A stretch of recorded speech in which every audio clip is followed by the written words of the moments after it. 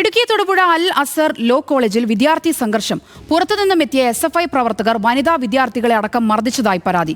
KSU നാമനിർദ്ദേശ പത്രിക സമർപ്പിച്ചത് സമയപരിധി കഴിഞ്ഞെന്ന് SFI ആരോപണം. വിവരങ്ങളുമായി ആൽവിൻ തോമസ് ചേരുന്നു. ആൽവിൻ, എന്തിന്റെ പേരിലായിരുന്നു ഈ സംഘർഷം ഉണ്ടായത്?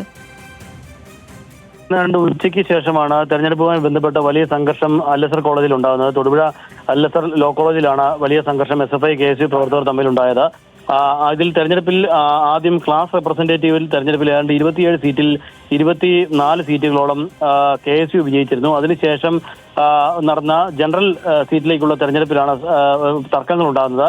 ആ സീറ്റിലേക്ക് നോമിനേഷൻ, ചെയർമാൻ ഉൾപ്പെടെയുള്ള സീറ്റിലേക്ക് നോമിനേഷൻ നൽകാൻ നേരത്ത് ആ സമയത്ത് വലിയ തോതിലുള്ള സംഘർഷമുണ്ടായി. പ്രത്യേകിച്ച് SFI പ്രവർത്തകർ ആരോപിച്ചത് KSU പ്രവർത്തകർ സമയക്രമം പാലിക്കാതെയാണ് നോമിനേഷൻ നൽകിയത് എന്നുള്ള ഒരു കാര്യമാണ് പറഞ്ഞത്.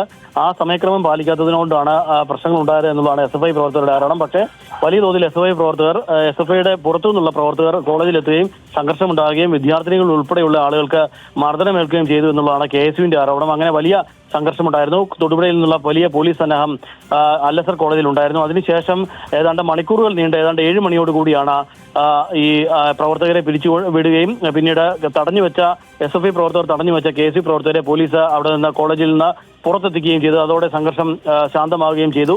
ഏതായാലും ഈ തെരഞ്ഞെടുപ്പ് ഇടുക്കിയിൽ നിന്നും വിവരങ്ങൾ പങ്കുവച്ചത്.